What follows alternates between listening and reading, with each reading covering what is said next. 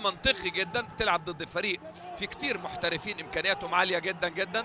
تاني على طول استخلاص من توريس بشكل جيد في نص الملعب. كابتن النادي الاهلي علي حط على طول الدوكالي، لعيب كويس. سفيان هني هدد دائم للمرمى، ضغط قوي، سد مستمر في الضغط على النادي الاهلي. هل يصمد النادي الاهلي؟ عاليه فوق، وده سر تمسك اداره طبعا النادي الاهلي بيه. بتلعب 7 مباريات في الدوري بدون 15 لعيب من عندك في المنتخب. عظمه ان يكون عندك لعيبه موجود. عن فرحته، عن الضغط اللي كان مضغوطه وفريقه خسران، عن انه يسجل للزعيم وللي في السد عمل الكروس. وصالح اليزيدي في النادي الاهلي بدأ الهجمه المهمه اللي انتهت بهدف عن طريق عبد الرشيد. خليل زاده بالخبره. تاني على طول استخلاص، مركز نادي السد الجبهه الشمال. ادي الباص الامامي الدوكالي الى عبد الرشيد المنطلق السريع، ولكن على طول تطلع بره الى رمي التماس. عظيم. تاني على طول هتاخد عليه بعد الثقه والخبرات اكتر. مش كل الانديه الكبيره تستحمل الناشئين، مش كلها. تاني على طول دوكالي، لعيبه مهاراتها كويسه. نص ملعب على طول الى كبير وتاريخ عظيم الحقيقه. بطل كأس سمو الأمير 4 مرات تاريخيا النادي الأهلي بيحاول الهدف الثاني ولا إيه؟ ضربة الرأس أندري آيو والحارس جهاد بيضغط. برافو ياسر، حط جسمه كويس. برافو يا ولد.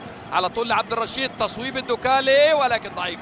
جسمه مش معدول ووضع الكرة مش مناسب، وما عندوش مجال يطوح رجله، وعنده مجال يعمل كيب بوزيشن ويهدى شوية ويلعب مع أندري آيو.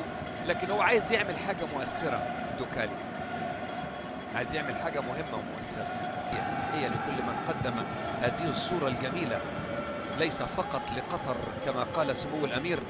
علي قادري، توريس، سفيان هني، دوكالي أمامية على طول ياسر النعيمات. لكن برافو يا عبد الرحمن. سيب عليا. واخد الدوري الانجليزي مرتين كمساعد. اتلعبت بسرعه، خطر جدا يا ولد. مش معقول.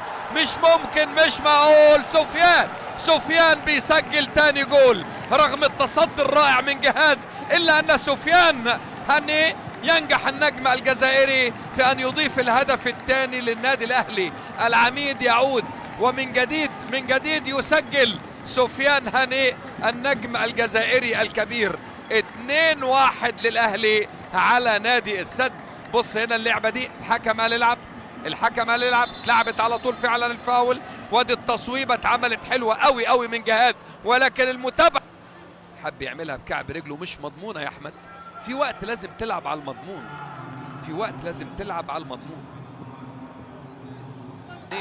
لا غنى عن الاثنين طبعا. اهو بغياب المحليين السد عمال يخسر. مش كده ولا ايه؟ ده معناه ان الهدف الوحيد استلام بدوران بتحضير. تبات استلم وهو واقف. السد وناشئين نادي السد ناشئين في انديه تانية كويسين. عنصر تغذيه للمنتخبات القطريه للشباب وللكبار. ودي ادري في تعليمات معينه، لكن مش هقول لك والنبي ما تمسكوش لو معاه، لكن معانا الفار. تعود تاني من جديد مع اقرب ايقاف. هيشيل على طول احمد السعيد. هاتوا خد صغيره قصيره. اللعيبه الحقيقه حماسها زاد.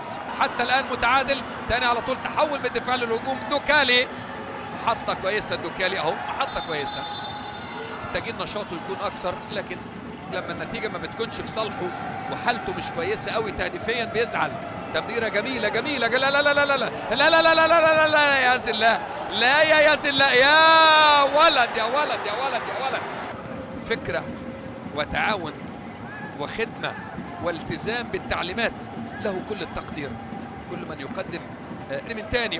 كره بتحبك يا يزن، لكن اي يزن فيهم. ضربه الراس على طول بهاء. شوف لعيبه النادي الاهلي الحقيقه، هذا التابلوه الرائع للرياضه القطريه بشكل عام. فبطل العالم ودع من تاني. مركز قوي. شوف هو حاسس بنفسه يا جماعه. الحارس بيكون حاسس هو كويس ولا لا. فريق خسران 3، دخل مرماه 3، لكن هو مبسوط لانه عامل ماتش كويس. هنا جهاد